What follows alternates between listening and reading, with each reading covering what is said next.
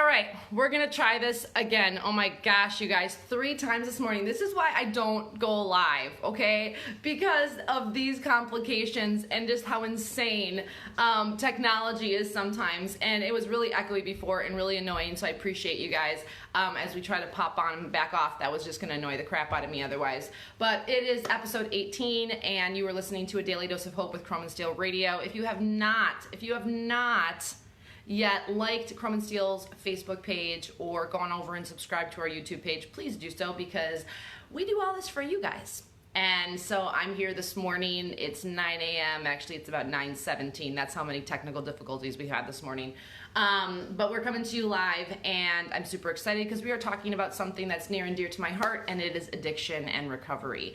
And I have my very special friend, my very special guest. He's not special in that regards, but he's a special friend to me, Dennis Hawk. And he and I met over a yoga mishap, or rather a flop, and we found that we had a lot more in common than we thought. So I'm super excited to have him on, and as soon as he pops on, I will have him join.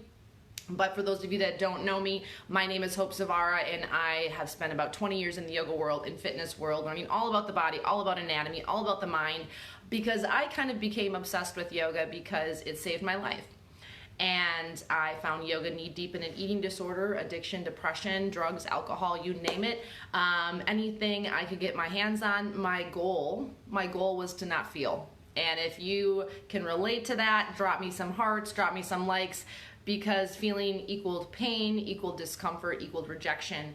And I just didn't want to deal with that. I didn't want to do that. And yoga came into my life and showed me that I had to feel, and that life could be enjoyable and could be good, and even the challenging things, we could lessen the blow. And I found yoga, and it was amazing, and I'm so grateful for it. And several years into recovery and into yoga, I met Dennis, and he and I bonded over yoga and over addiction and recovery and the benefits of yoga for addiction and recovery, because both of us are kind of crazy. And yoga helps tame the crazy, so to speak. So as soon as Dennis pops on and joins in, we will get started here. Here's Joseph again. Joseph, you are like my #1 fan this morning, okay? Can I just give a big shout out to you, because you were unbelievable through the technical difficulties this morning, and I was really echoey before, and it was really bugging me. I am just so excited that you are back on this morning, so kudos to you. If I could throw some likes your way, I would totally do that right now. And you're in bloody hot Georgia, so anyone that is willing to drive to Georgia in the end of July deserves a gold star. So here is your gold star. But I'm super excited to be on this morning. I'm super excited to be on this morning as we wait for Dennis and just be able to kind of work through this. Let's see here. But we're talking about addiction and recovery today.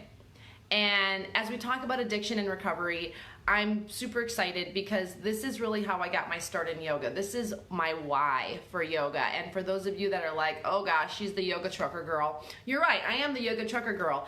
But yoga is so much more than just my back is stiff, my knees hurt, I want to lose weight, or whatever it is.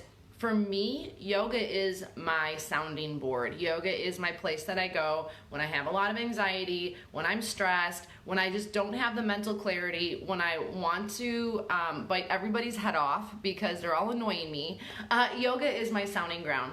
And I find myself, are you going to GATS? I am going to GATS. And actually, let's see if I have it written down somewhere. I'll tell you my booth number. It's 2412. And Joseph, are you going to GATS? Are you going to be at GATS? I hope you are, because you got to come and say hi to us. And I'm super excited because this year at GATS, if you guys did not hear the Jack and Dave show yesterday, I was on the Jack and Dave show. We are doing a lot. Well, we as in I. But my team is coming too, which is great. And we're going to be on the health stage. I think I'm on the health stage 2, 4, 5 or 6 or 7 times. I don't know, but I'm on the health stage a lot every day. And you guys can come and listen and learn about how to stay healthy and fit and active on the road, which I'm super pumped about. And oh, awesome, Stephanie, I'm excited to be meeting you too. I'm super stoked. So stop by our booth first. and stop by the health stage, because I'm going to be over on the health stage quite a bit. We have some amazing sponsors that allowed us to be on the health stage, and we are giving away tons of goodies, not like crap stuff that you just like throw in your garbage when you get home, but gift cards and stuff that you could use on your truck, and just awesome little, call it a doodad or whatever you want to call it. But we have been soliciting, or I have been soliciting, because I really want to reward the truckers that are taking time out of their day while they're at GATS to improve their health and well-being. Not just for physically being at GATS, but for physically taking the time out to learn more about health and wellness. And so if you visit us over at the health stage, I will make sure that Chrome and Steel Radio posts when I will be on and what topics. I picked these topics specifically for all of you guys and gals. I really hope that you can join in. Awesome. So we're talking about addiction and recovery. We'll see if Dennis can actually figure out how to join. Dennis, you got to actually be viewing here in order for me to add you on. So if you're listening, click the watch button so that I can invite you. We figured it out before, so we can figure it out again. All right. But I'm super excited to be on. And for those of you that have struggled with addiction and recovery, drop it in the comment section. Let me know, because I think for a lot of people, they struggle with addiction, but it's uncomfortable to admit that they have. And that's where I was. There was a lot of shame around addiction. I came from a family of addicts, and there was a lot of shame around admitting that I had an addiction. And so it became this like secret. And I kind of felt like my family tiptoed around it for a really long time. And I became a really good high-functioning addict, where I was fairly successful in my life, and I had a good group of friends, and I was out there doing whatever it is that I was doing, but I was still struggling miserably behind the scenes. And I think for a lot of people, that's the case. Whether it's addiction, whether it's depression, whether it's anxiety, whatever it is, why is it that there is still a stigma around addiction or depression or anxiety for that matter, and we're getting better, that we feel like we have to struggle in secret, that we feel like we have to struggle in quiet? And I gotta say, yoga has helped me blow the lid off of that mentality. And if I wouldn't have chosen yoga, I don't know if I would be here today. Truth. So if you're struggling with any type of addiction, the reason why yoga works so well, and maybe let's start here. Have you ever tried yoga before? Any frame, any way, shape, or form, any capacity. Have you ever tried yoga before? And if you have, drop a yay or a yes, or a little yoga person in the comment section. If you haven't, drop a no, drop a I haven't done it yet. Or maybe hopefully you're interested to try. And I want to know because this is really important, because I think for a lot of us, we're all addicted to something. We're all addicted to something, whether it's candy, whether it's soda, whether it's sex, whether it's alcohol, whether it's drugs, whether it's staying up late, whether it's shopping, spending money, whatever it is, we're all addicted to something. And as someone that has been in recovery now for, 15 years maybe, those first couple were a struggle. I don't know if you want to count them or not, but we'll count them for good sake here. It's hard. It's really hard. And you trade one for the next. And my addiction of choice was food. And so I'd go from anorexia to bulimia and then add drugs and alcohol into the mix. It made for a really fun time. Awesome, Scott. Thanks for joining in. You have not tried yoga yet. Well, I'm excited. You are in the right place. So we are talking about yoga for addiction and recovery, but it's not just about yoga for addiction and recovery. It's really about yoga just to help us be able to be better human beings. I'm going to turn this. See, this is where you got to love live, guys, here. And we're going to tilt this down because those comments bug the crap out of me, because it's like, I can't see you then. So we're going to see if we can figure this out. All right, let's see. And I don't know where Dennis went here. Let's see if we can bring him up. Let's see where he is.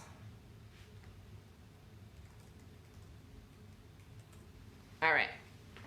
We'll see where he is with that. Awesome. So I found yoga at a time in my life where I was really struggling, and I did not think that I was going to be able to, literally we're improvising, you guys, as we go. It's those comments. You guys keep talking to me, which I love it. There we go. Now you can see me again and not see the comments all over my face like I have a tattoo across my face. But I found yoga at a time in my life where I just really needed it. And here's the thing. I tried a lot of stuff, minus prescription drugs. I didn't want to do the whole Xanax or whatever else it is that you take. For whatever reason, that just wasn't something that I wanted to go down that road. And yoga just seemed like a good option for me. I don't know, something just tripped. And when I found yoga when I was in my late teens, it kind of came at a good time because I felt like, what else did I have to lose? And maybe you've been there before. Maybe you've been there where it's like, what else do I have to lose? And I have worked with thousands of people, many of them truck drivers, even before Mother Trucker Yoga, because I've owned a yoga studio for about 13 years in my town, and it's a trucking town. We have a lot of industrial park. We have a lot of trucking companies in our area. And this idea of yoga is really just a time for you to shut off. A time for you to shut off, be quiet, pay attention, and move a little bit and feel in your body a little bit. And as someone that is an addict, that is hella scary because you use your addiction to do none of that.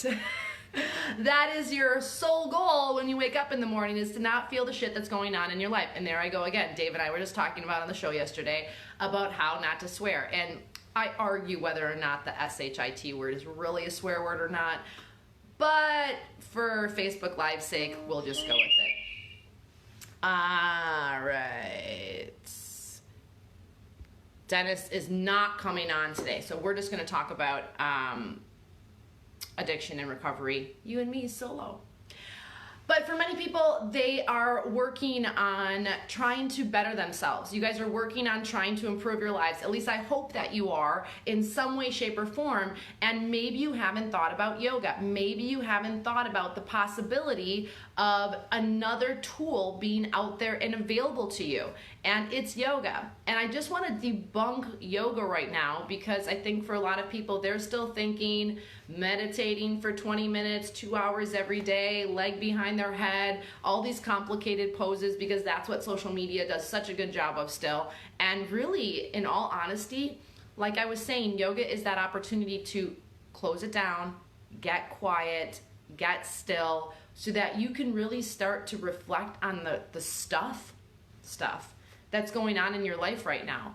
And that's really where my life changed for me when I was going through recovery.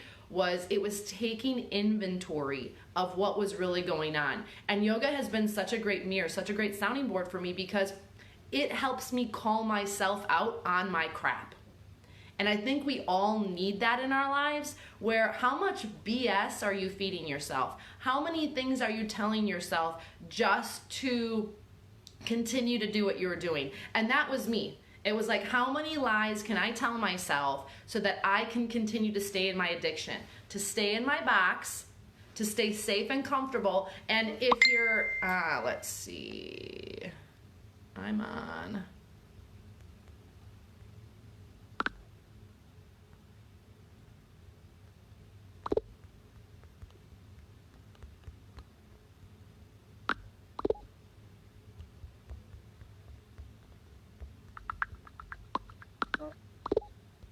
All right, we're gonna figure this out.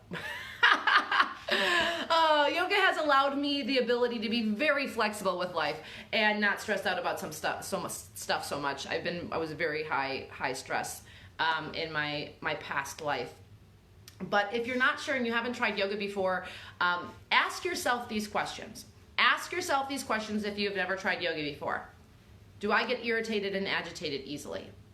Do I find myself using physical means to subdue or to get away from stress or to get away from frustration, anger, guilt, sadness, whatever it is? Do I find myself lethargic? Do I find myself fatigued? Do I find myself easily irritable? Do I find myself not able to think clearly or soundly, I don't know if that's a word, but we're gonna go with it, about what's in front of me right now? And I have had a bad addiction. I hear you, Joseph. It is a struggle. It is a struggle. And there's so much shame around wanting to get out of your addiction, especially once you know you're an addict and that it's like, shit, I don't want to live this way anymore, but then I have to admit to other people that I have a problem. Like, that was where I struggled for many years, was I didn't want to live this way.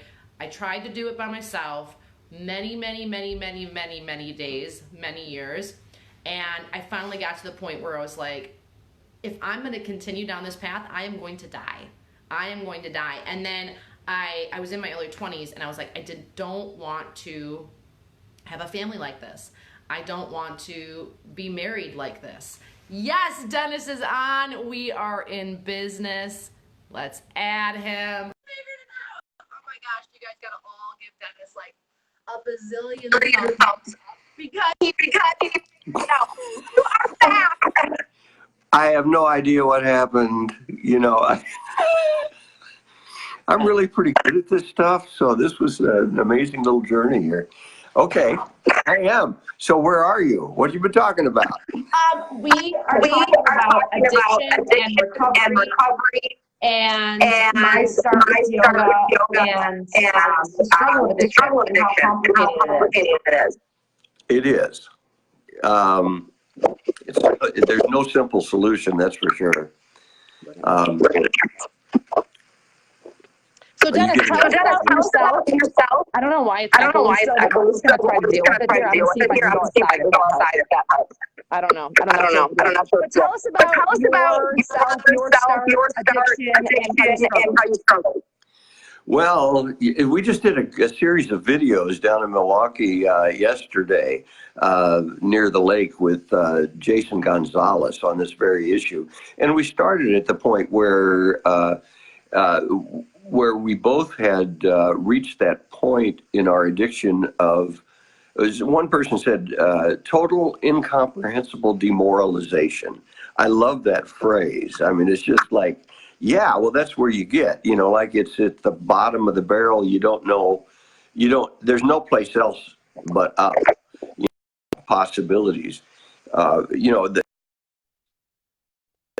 there's a turning point, and when you finally say, I just need help, and I think it's getting to that point. For me, it was getting to that point where I would actually ask for help because I knew that whatever was going on with my drug and alcohol addiction, I couldn't handle it, and so I needed to figure out a better way to live, and my mother had gotten into recovery, and so, and she actually started a clinic in Northeast Kansas. So she was on my call list, and I called her up, and she said, "Well, do whatever you need to do."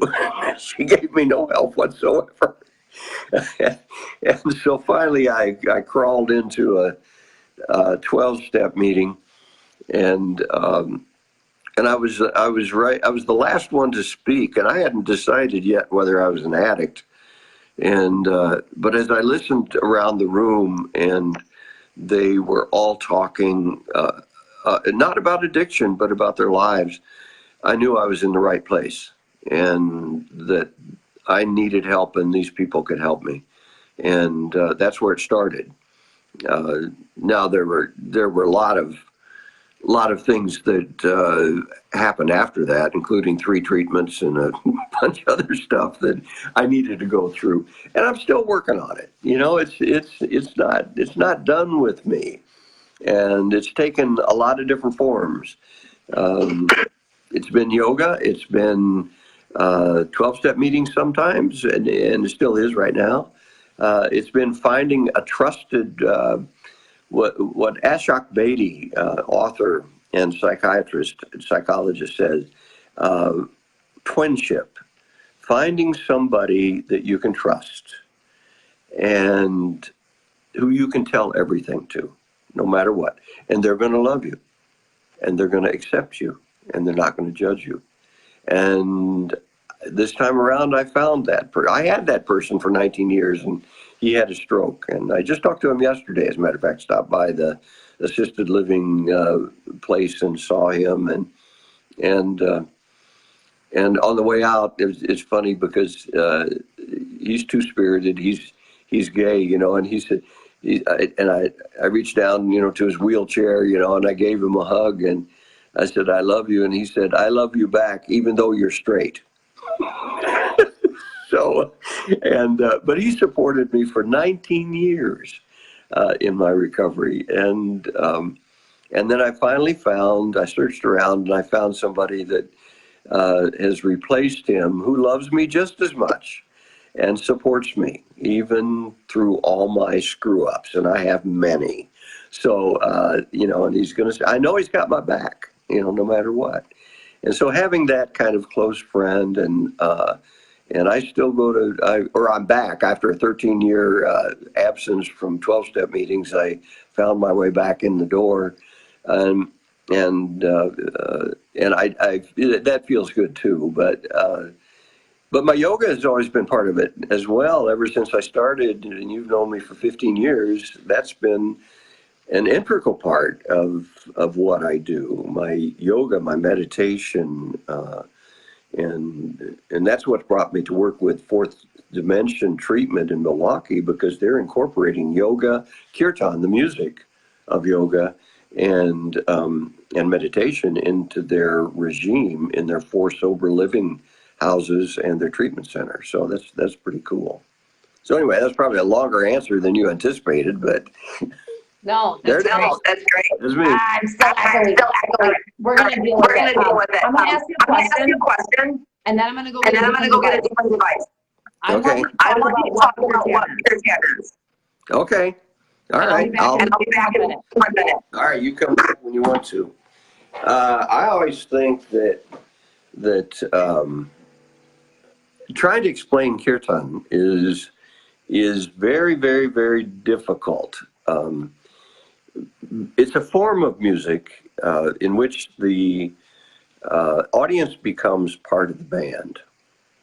And so when we're doing kirtan, it's call response. So there's a phrase that's called out by the leader, and then everybody responds back. It creates a circle of sound, a circle of music. And I'm going to give you an example from something we just wrote recently, and it has no words, so it's easy to call response. It's just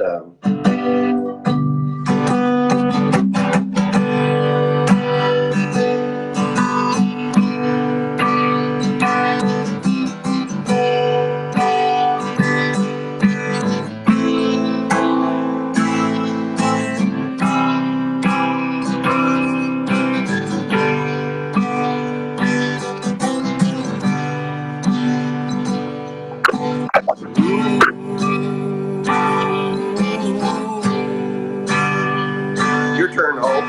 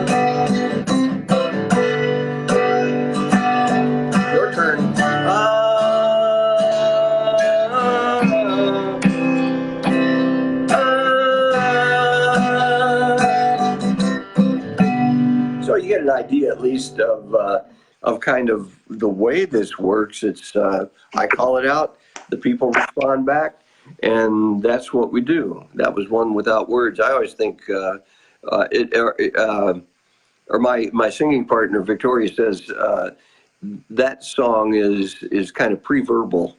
It doesn't. It's what babies say. They say ooh and ah. And so I thought it was just a good one to include. So we'll record that one as well at some point down the line. I think it's in process right now, actually. So that's kirtan. That's what I do, and you can't believe what that is like with 50 or 60 recovering people in the room. And being spiritual. And this is part of our conversation yesterday down by the lake in Milwaukee was, can we drop F-bombs and still be spiritual? And Jason, yes. And Jason and I said, fuck yes. Because, recovery is really walking down a spiritual path. And we all have it, whether it's addiction or something else, it doesn't matter. We're all going to be given this gift of shit because it's there as a gift, what Ram Dass called fierce grace. That God's grace often doesn't come in, nice, goodness, beauty, blah, blah, blah. Sometimes it comes in the tough stuff of life. And as a matter of fact, usually it does. And it's in the working of those things that we become more spiritual. And it helps us on our journey to battle whatever we have, whether it's biological, psychological, whether it's addiction, doesn't matter. Our mission statement says we work with people on the grow. Now, everybody's on the grow, whether they know it or not, but some are more conscious than others. That's all. They've woken up. Maybe. I'm not sure I have yet, but I'm working on it. You woke it up pretty good. You think? I don't know. Some days I feel it. Some days I don't. I hear you. I think remind people, and I'm echoing from the phone. Spiritual,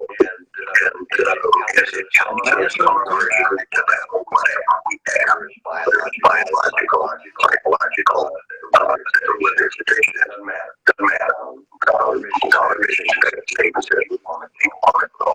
That's it.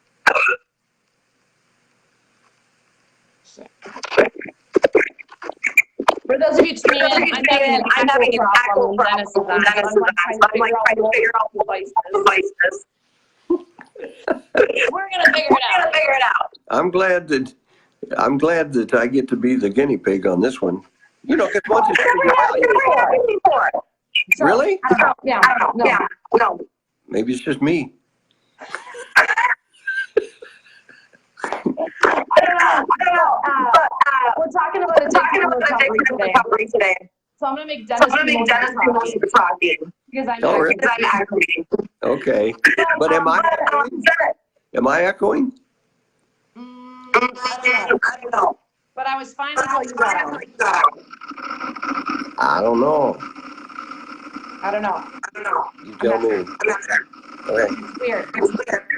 But we're talking about addiction recovery, and Dennis to shed light on what yoga can do for someone with addiction. I will. Hi, Tracy Hovday.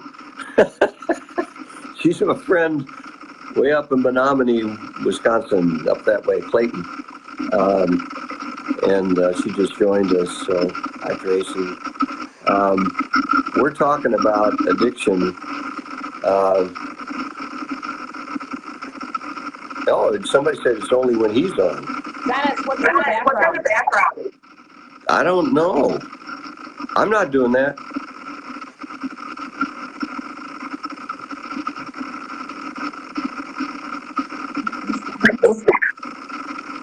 You've got gremlins and machines today. No. All right. I'm going to go get a headset. Wait one second. The guy isn't echoed, just you. Thanks, Taylor. Well, she's going away, so I'm going to talk. And the subject is addictions. And listen, I think addictions is just because we don't label it all the time. We often think of just drugs and alcohol as addiction, but compulsivity is a way that we deal with our feelings. It's a way I dealt with my feelings. I still can get into it big time. And just because the alcohol and drugs are gone doesn't mean that the behavior is gone.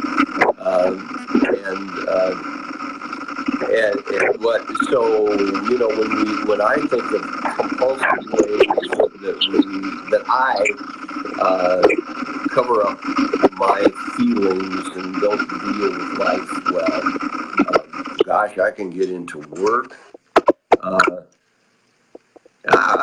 Taylor says use earbuds. So I don't think Hope can hear me, but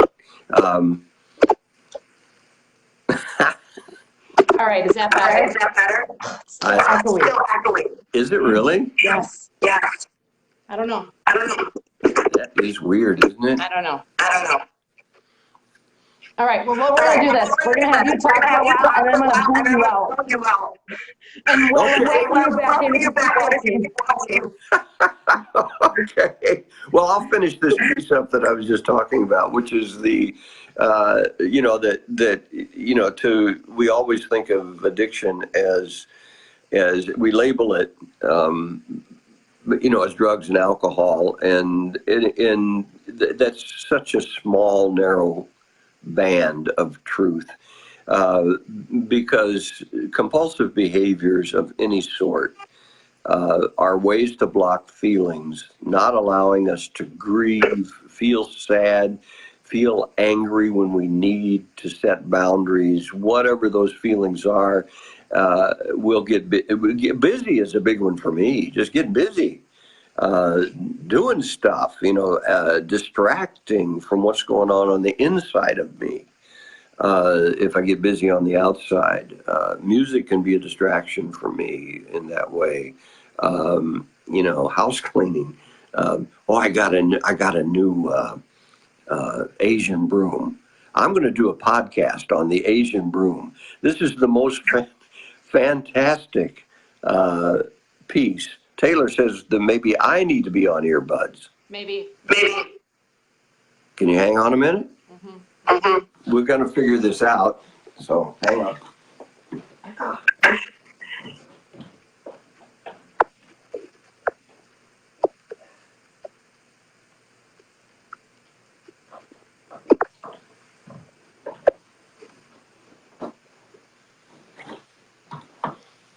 I'm not even going to talk. Well, wait. Let's see.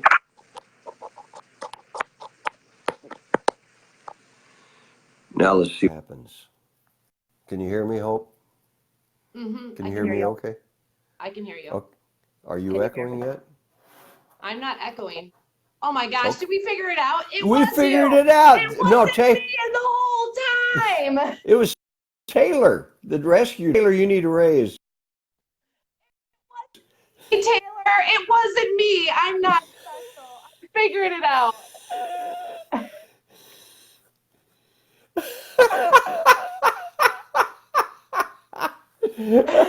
Oh my God. Thank God. Now we know. That was horrible. All right, so if you're tuning in without me echoing now, thank the Lord. Amen. We are talking about addiction and recovery. This is my friend Dennis Hawk. We have been friends for 15 years. He is a musician. He is in recovery. He is amazing. He's a yogi, and we bonded over a yoga class flop and started Yoga Jam. He started Yoga Jam. It was amazing.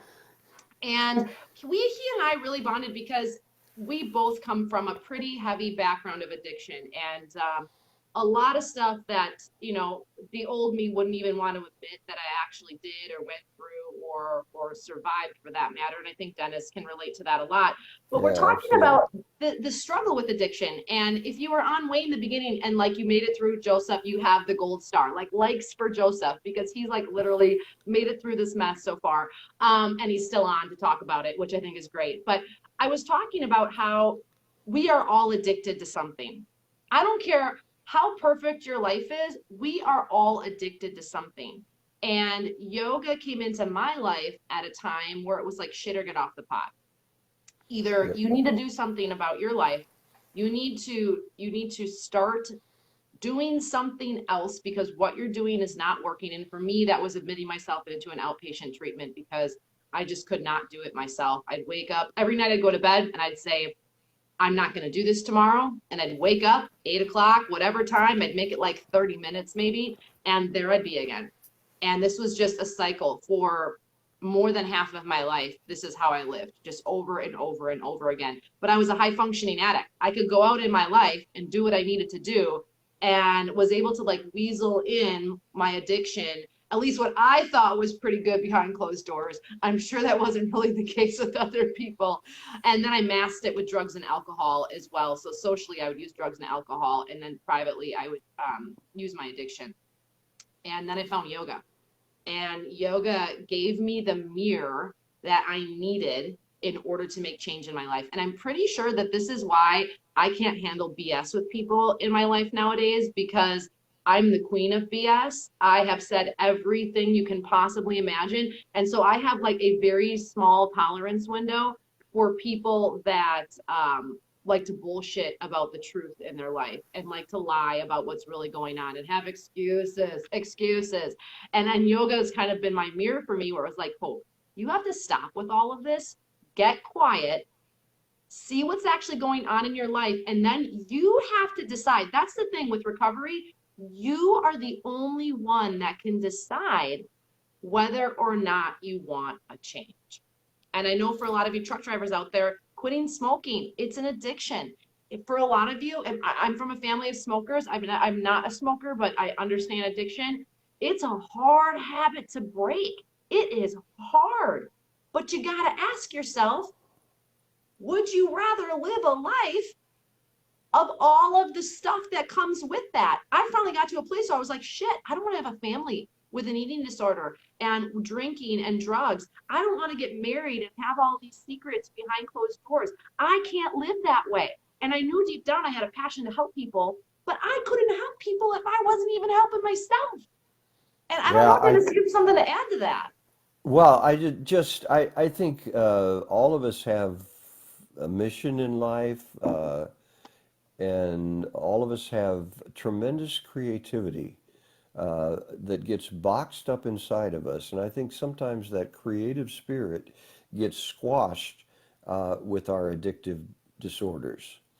And so the pathology really covers up the our mythology, our story that wants to unfold in a beautiful way. And the addictions sort of take that away. It sweeps it away, and sweeps our lives away. And I'm glad you brought up nicotine, because that was one of the toughest ones that I ever, man. I have a whole string of addictions, but that one was the most difficult. And I think it has to do with life and breath, you know. And I always tell, I was a therapist for a while, 20 years, and I used to tell my clients that were nicotine addicted, I said, well, because part of my heritage is Native American, and we use pipe and tobacco as prayer. And so I'd say, well, every time you take a puff, when you do, make it conscious and make it a prayer. It's amazing how that changes things. Can You we know, talk about that a praying. little bit? Because I think that that's part of the struggle for many of us. Like I said, I believe we're all addicted to something. And when you are newly in recovery, you trade one addiction for the next. It's like, well, this is better Yeah, than definitely. this, but you haven't changed the behaviors or the reason why. And that's something I think for many people, if you're struggling with addiction behind closed doors, especially, there's a lot of shame that goes with that. But it's exactly what you're saying, Dennis, about knowing the why and being conscious of it, and the ability for you to say, this is why I'm doing this. And yoga brought that forth for me. I came to the yoga mat, and my sole goal in life prior to yoga was to not feel.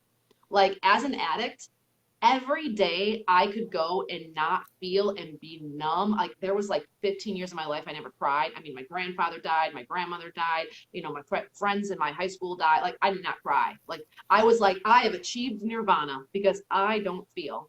And then I came to yoga, and it was like this floodgate of like, you can't live life and move forward unless you're feeling. That whole like cliche, feeling is healing. Well, unfortunately, I found out that that was true. Like, that's actually true. Mm-hmm.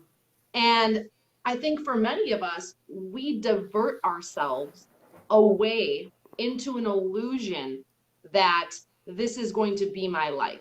Like, if I just stay over here in this little box in a safe place, I don't have to feel anything. I don't have to deal with other people. I can just keep on living my life. And I don't care if you're a trucker, if you're a baker, if you're a candlestick maker. Like, I don't care.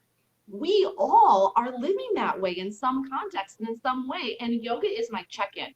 And so every time I go to the yoga mat, this is like the hope, get your shit together moment. And I think everybody needs that type of moment in their life where it's a reflection. And I got to be honest, most of the time what I see on the yoga mat is awful, is the disgusting mirror of all of the insecurities and areas in my life that I need to do better. But here's what yoga does with that. Amongst all of that experience, there's something that's happening in the pose and with your breath and the silence that says, it's going to be okay. And it passes. So that horrible, overwhelming feeling of anxiety or restlessness or no hope or anger or sadness, it eventually begins to fade. And if it doesn't fade, you feel separation from it. Like, that's one of the major aha moments that I've gotten from my own yoga practice, is it has created separation for me, that I am not so in the thick of everything all the time. And I think, Dennis, one of the things that you can relate to, many of the people that are watching right now, is music does that. It gives you this vehicle to feel what you're feeling, and it's almost like a porthole. Like, okay, keep feeling this through the song, and then whoosh, there goes the song, and hopefully there goes everything that you're all feeling as well. And one of the songs, Dennis, and I want you to play it, and I hope you'll agree to it. One of the songs I love the most is the song that you wrote that was inspired by one of your clients that you counseled in recovery off of one of your CDs. Do you know what song I'm talking about? Yeah, I do. Can you please play that? Haven't played it in a long, long time, but I will do it for sure. All right, so if But you're tuning in, I wanted Dennis to is say gonna something. I wanted to yeah. say something about yoga, though, because it's like, I was raised. I'm 75 years old, so I was raised in an era where macho and not feeling was Paul Newman. People just didn't, all the heroes in the movies, nobody showed feelings. If you did, you were a wuss. And then to add yoga on top of that, uh, oh my God. I know you're reading Taylor's comment. What did he say? I was kind of talking and I was addicted to cold drinking water and clean air, so I started drinking and smoking crack. Well, Hey, I get it, Taylor. Whoa, I totally get it. oh my gosh. The Taylor struggle is Key. real, okay? The struggle is real. Oh, absolutely. Oh my goodness. But and then to be not only to be a feeling person, a human, a man, and the trucking industry is like full of, macho men. And it's like, get on a yoga mat too, what? And, but I got to tell you, yoga expels the negative energy because our body holds the energy. When we move our body, especially in a practice that is over 6,000 years old, people have been using to heal their bodies and their souls. It's an amazing experience. And it's funny, get me in a downward facing dog and all of my tears come. Get me upside down. All I have to do is get upside down and the feelings will come out that are all stored in there. Do you kind of feel And like, Dennis, sometimes it's almost like we're walking around like a ticking time bomb? And for whatever reason, so many of us are still a little hesitant. And here's the question that I want to pose to you. Is your life really that good right now that you can afford to not try something else? And I mean that in the most respect ever, because this is a question I ask myself. Like, what else do I have to lose? Like, am I really that happy and that satisfied that I'm not willing to try yoga, that I'm not willing to try to breathe for a minute with my eyes closed? Like, what else do I have to lose? And the only thing that we lose is time. And most of us are wasting time every single day. That's one conscious thing that I constantly try to pay attention to. And I let my addictive tendencies seep in. And even though I'm not using food and drugs and alcohol like I used to, I still use other means to play on the reason why I had an addiction in the first place. yeah, that was a lot said there, Yes. And by the way, when you're 75, you learn that wasting time is not wasting time. And Dennis is 75, you guys. Like, seriously, he is like my best 75-year-old friend ever. And you would never guess it when you meet him live.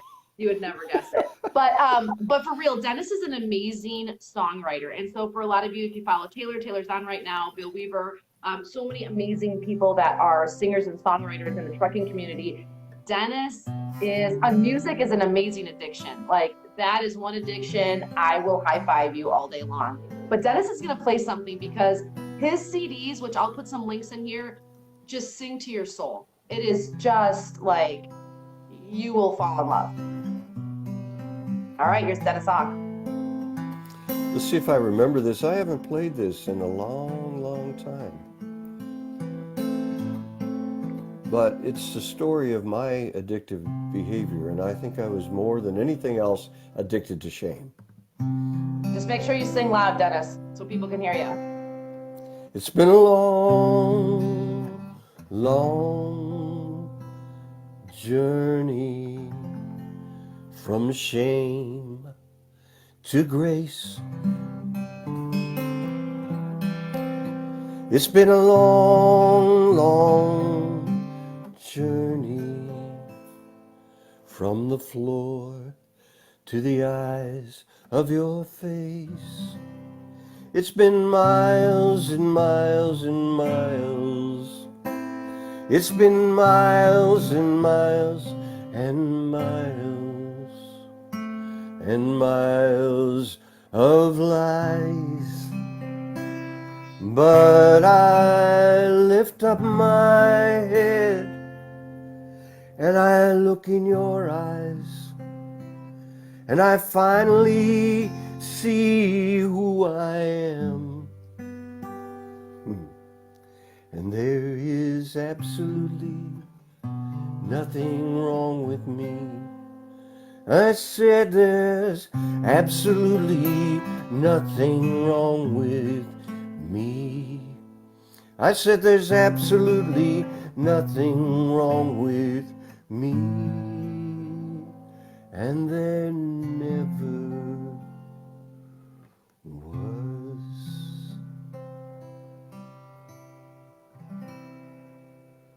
Yeah. I love it. It's the truth.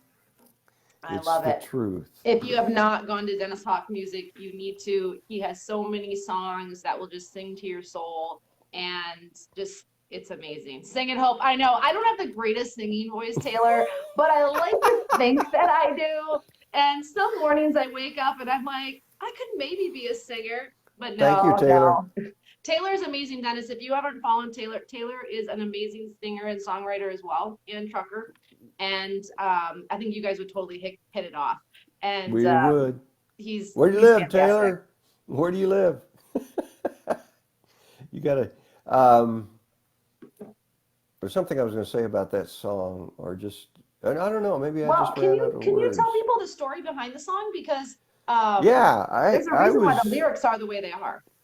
Yeah, I was doing psychotherapy at the time, and I had a client that and she was in tough shape. She had an eating disorder. Uh, she was a bisexual sex addict, which is like being attracted to the whole universe. And she was drug addict and she was alcoholic.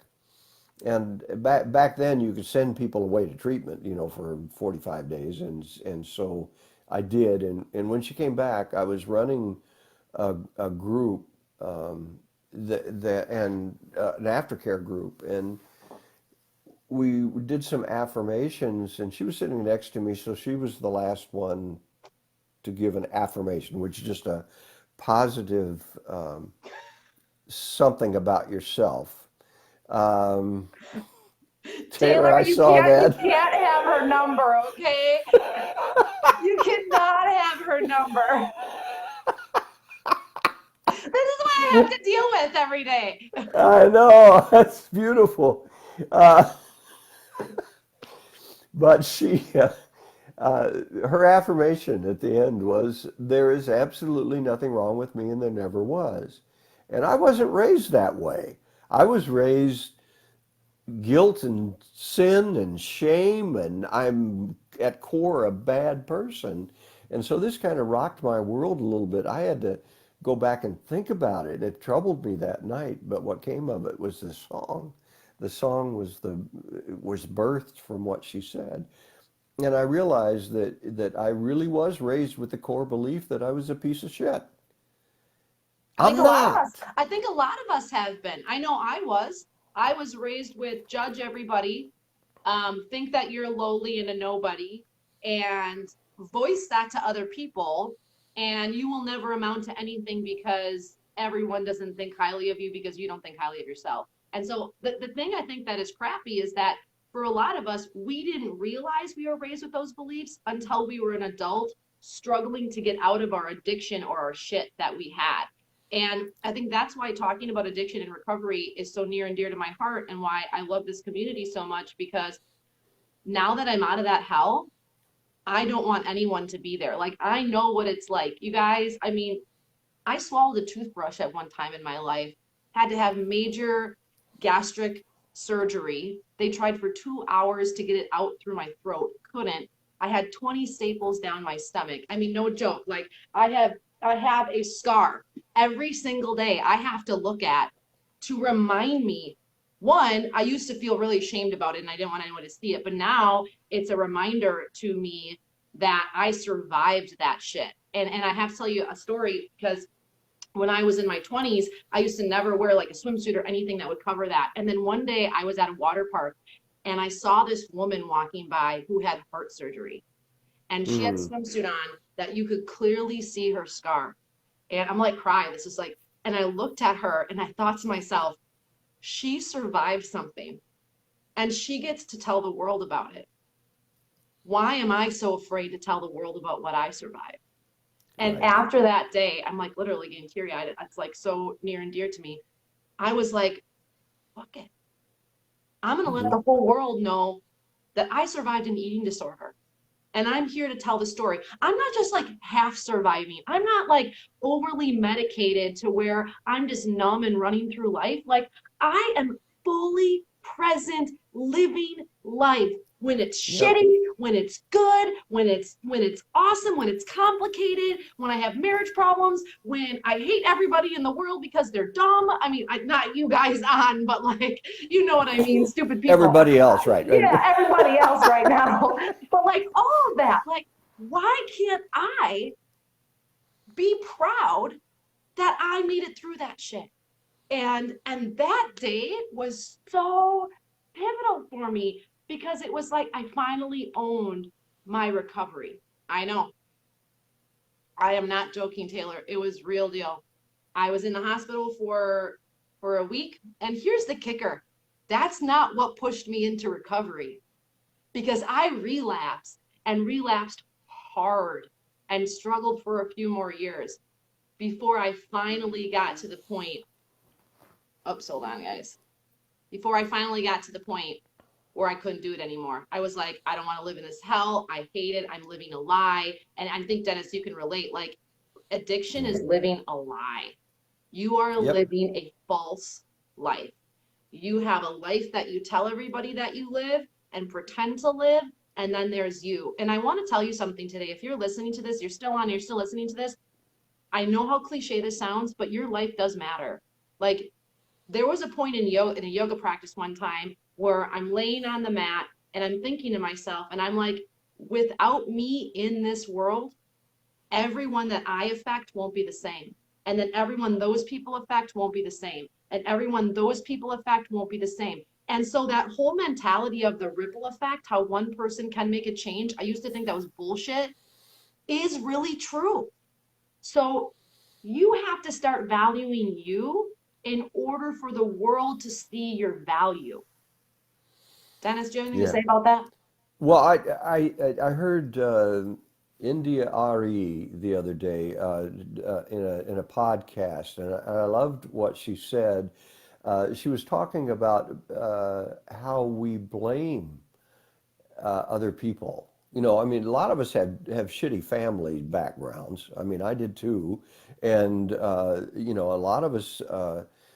I Taylor's making fun of me now. You're I letting know, I all know. that stuff now, and I don't care anymore. But it's a part of my story. But no joke. I mean, seriously, visualize how that is even possible. Like, but I did it, and I survived it, and Yep, shit happens, right? I it could have it OD'd does. naked on the floor somewhere, but instead I swallowed a toothbrush. So, Yep, yep. It did the same thing. It had the same effect. yeah. But when we're talking about for me, it was like I had to stop blaming everybody else for my life, you know, and because I really, I mean, it took me a long time to get out of that, and you know that you know my parents were alcoholic, my you know, and I was abused, I was sexually abused. All those things are true. Uh, you know, I don't think people make conscious decisions to be, you know, I don't know, fucked up. I don't know, but you know what? If you go back generations, it's amazing. Either one of my parents survived what they survived Exactly. uh, during the Depression and all of the stuff that they went through. And who knows how far this goes? Which generation do you finally settle on to punish? You know, well, I ain't going to punish myself anymore. And it was. All right, I'm not blaming them, and I'm not going to blame everybody else for my circumstance. My mentality was I wanted to break the cycle. Like, I Yeah, was dedicated to break the cycle. Like, I don't want my kids to go through what I went through. I don't want to raise my kids the way I was raised. I mean, my parents, I love my parents, but you know, it was pretty fucked up. I mean, yep. I'm on the other side. Some of my family is not, and they don't see it. And I think that's one thing that's really unique about people that are addicts and then get into recovery is we see life very differently. And I don't want to go back. I can't go back. And so sometimes that means stepping back from family members. Sometimes that means letting go of other aspects of your life for yourself. And you're worth it. Like, I'm now at a point where it's like, I'm worth it. If you don't see that, sorry. Like, I don't got time for that. Right, exactly. And once you reach that spot where you say, I take ownership of my life. Uh, no circumstance around me is going to determine where I go. Now, may I get cancer? Yes. Well, I'm going to deal with that, but I'm going to deal with it. I'm not going to blame cancer. I'm not going to blame anything. Life just happens.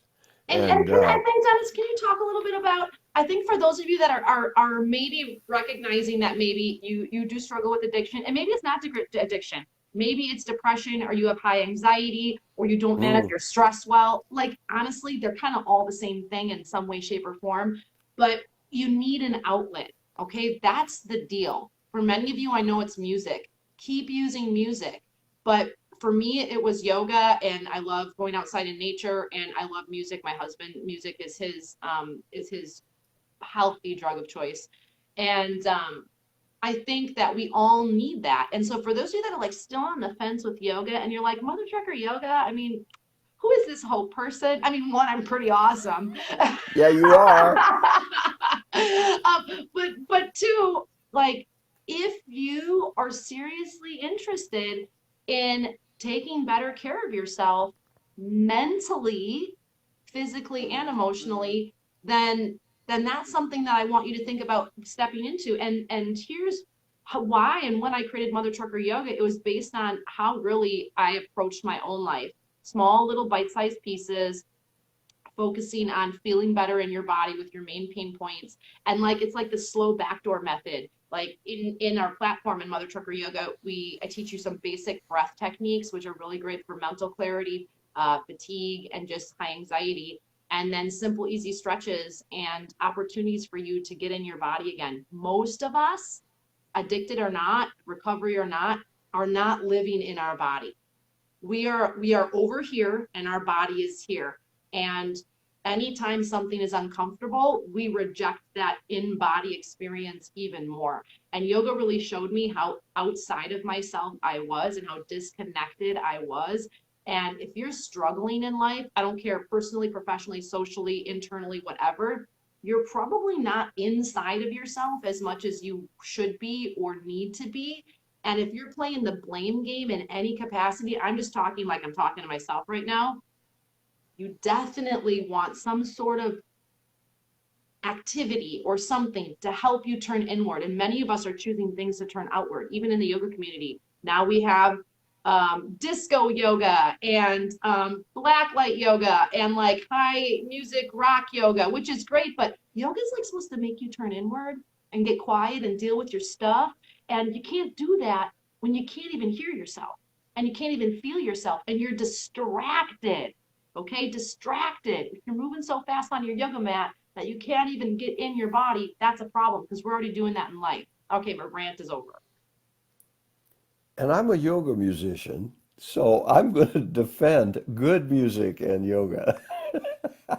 Yes. You know, And so, Taylor says yeah, excuses lack responsibility, reasons you accept responsibility. And that's yes. exactly it. Exactly it. And sometimes we're scared to take responsibility.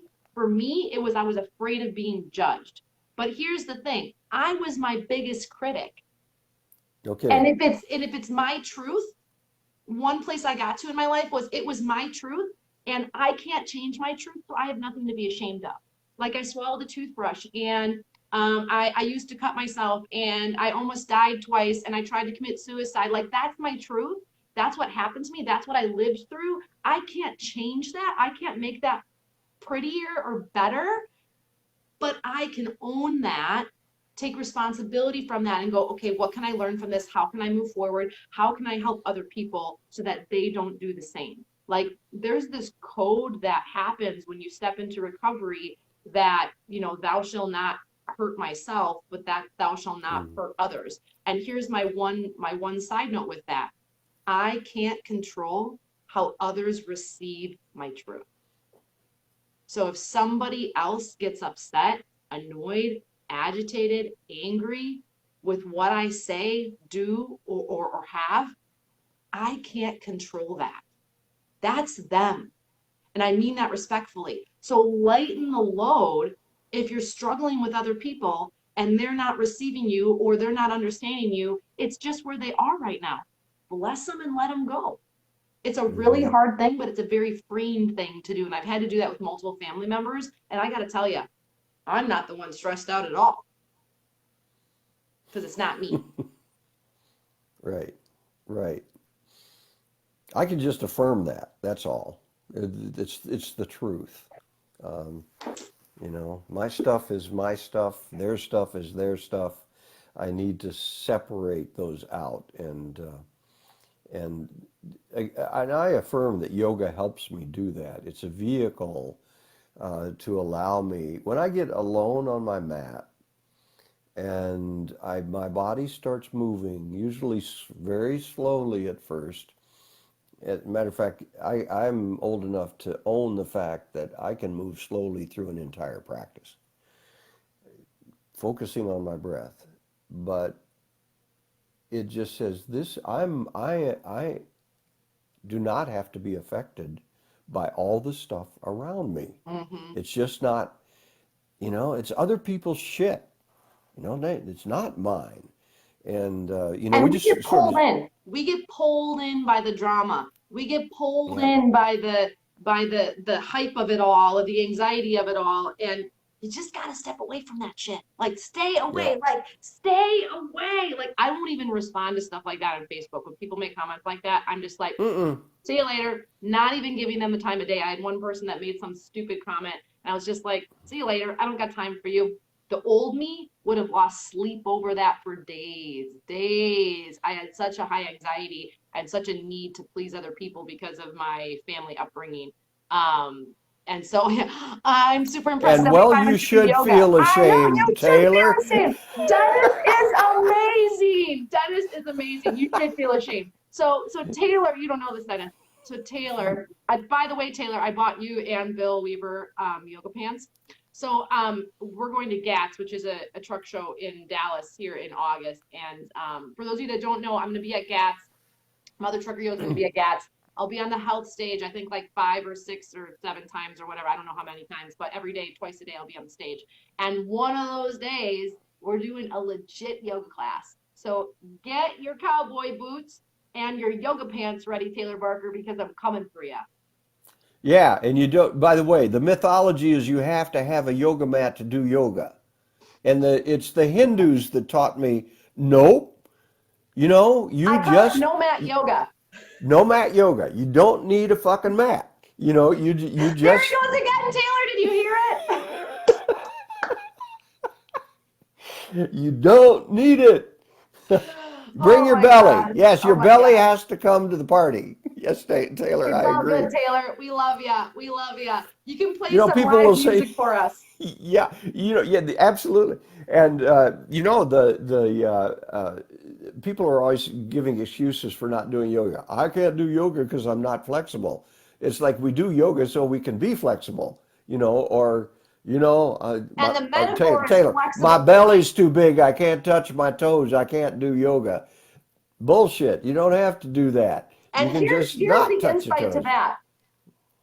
Are you giving those same excuses in other areas of your life? This is why I love yoga so much, because all the stuff I sell myself on my head, on my mat, and I tell my students this all the time, yoga is an incubator for your everyday life.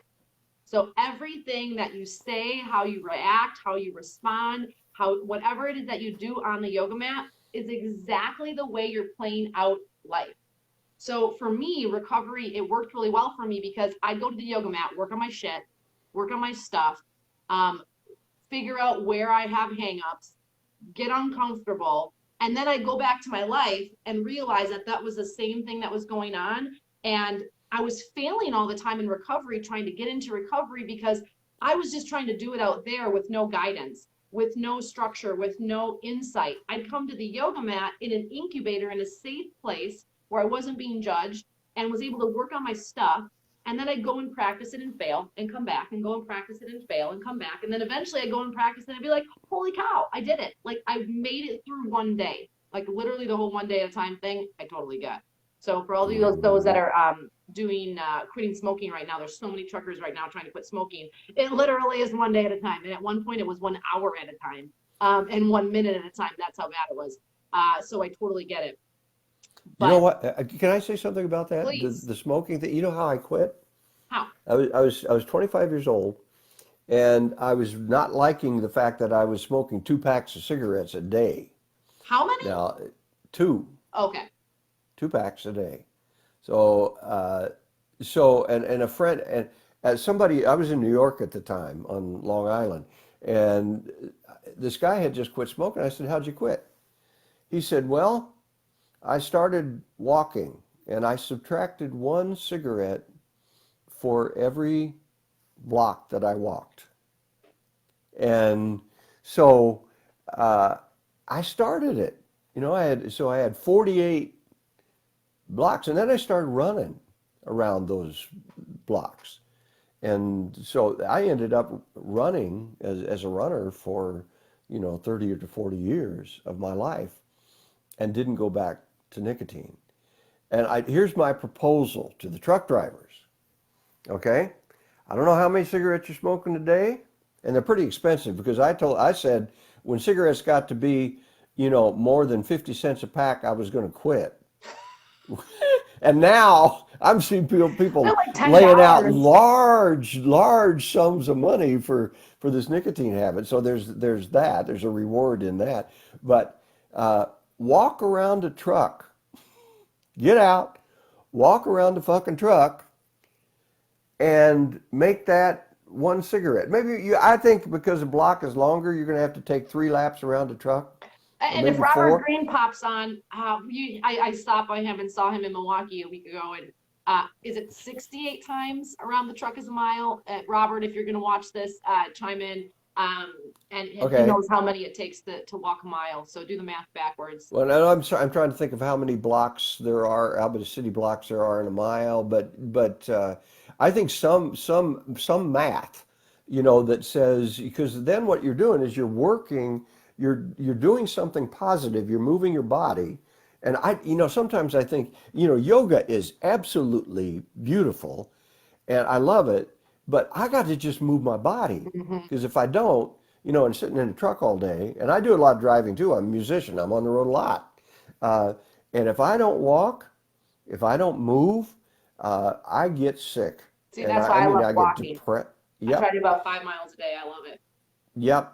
And but try this. Just challenge yourself to subtract a cigarette by going a certain distance.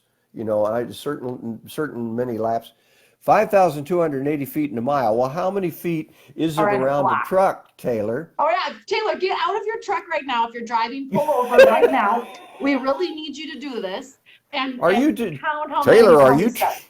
Yeah. How many steps? And we need to figure this out because I think subtraction, adding a positive thing, and subtracting the negative thing is really Hmm. helpful. Very helpful way to start to move your body and move health in a different direction. And I just wanted to put that in because nicotine was so I tough love to it. quit. It is. Yeah. It is. Okay. My father has tried to quit many of times, and I think he's may have just given up on quitting, but it's a struggle. I'm in the factory right now. Okay, so Taylor, when you get outside, you need to go count how many steps, and you need to come back to this live, and you need to tell us how many it is because we need a formula here. Okay, approximately 180 feet around the truck. Okay. Okay. 180 feet around a truck. Okay, how many feet? How many feet? 5,200. I can't use my phone as my calculator, but we need. We're going to Was figure it? out this math for you guys We do, because yeah. you need to All right, do all right, this. Taylor, you're on this, so you go ahead and do it because you're stopped right now. So if you're pulled in, so how many laps around a truck to make a city? Wonder how long is a city block? That's what we don't know. We may That's need the to have formula. another episode Yeah, of we may. math. I might need I'm a gonna math figure. teacher to come on. My sister's a math teacher, Jessica, if you're watching. We may need that because math is not my strong point. So I'm just gonna let Dennis and Taylor figure I'm this going to figure out. this out, and you can just let people know next time. I'm really curious because we got a Oh my formula gosh. formula for truckers quitting smoking. Oh my You know, gosh. All right. All right. So here's the deal, you guys. I want to thank 29 times around the truck is a mile. 29? Robert told me like 60 something. He's lying to me. He's lying. He must have a mini baby truck, although I just saw his brake. He doesn't really. But Robert Greene, you lied to me. But here's the okay, deal. so if Here's you're the deal. smoking 29, oh, never mind. Go ahead. Let's get Okay, off we're this. gonna take Taylor's word for it because Robert's not on to defend himself right now. So we're gonna take Okay. Taylor's word for it. But here's the deal: I really want to thank the TA Petro in Greenville, Tennessee, for their sponsorship for Chrome and Steel Radio. Without you guys, I would not be here right now. And neither would Chrome and Steel Radio. We're really excited and happy about that. And then also, I want to thank Dennis Hawk. If you have not gone to Dennis Hawk, is it DennisHawkMusic.com? Yeah, DennisHawkYogamusic.com. But where I'd really like to direct you is just to Dennis Hawk on Apple, on Spotify, on all the major distributors, and also our newest stuff is on Thunderhawk Tribe. So those two places, Dennis Hawk or Thunderhawk Tribe, Awesome. on any major distributors, and you'll find our music. And I just want to say So too, if you haven't downloaded my meditations for driving yes, and to listen to in the truck for those who struggle with sleep, anxiety, whatever, they're amazing. Dennis wrote the music in them. So if you're looking for like a legit mental Check it out, They're mothertruckeryoga.com. great. They're great. What tribe are you from, Dennis?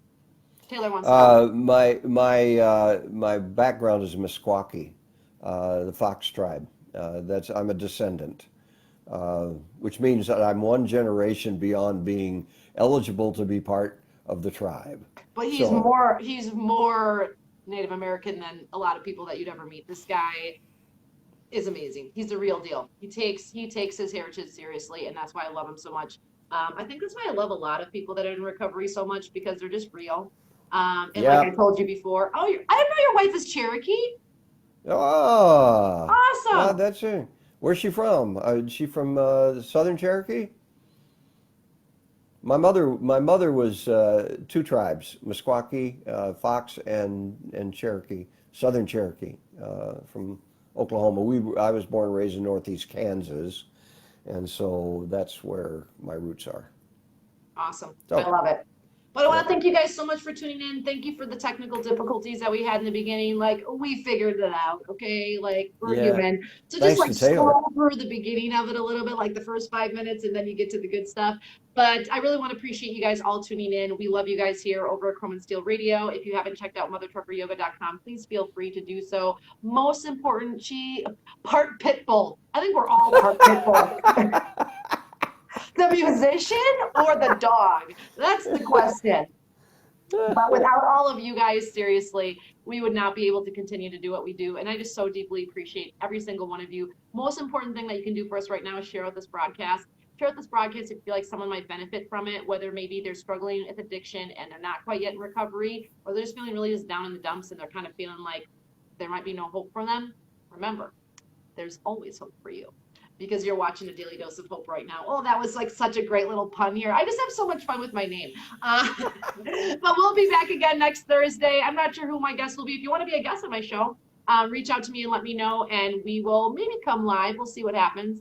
But otherwise, I will see you guys really soon. Check out mothertruckeryoga.com. Check out our Facebook page. Don't forget to like us. Find us at GATS. We will be at GATS. And this Sunday is our team show, our group show. So definitely tune in and check it out. We will be talking with Taylor. I think that Dave reached out to you. We want you to come on Sunday night and join us.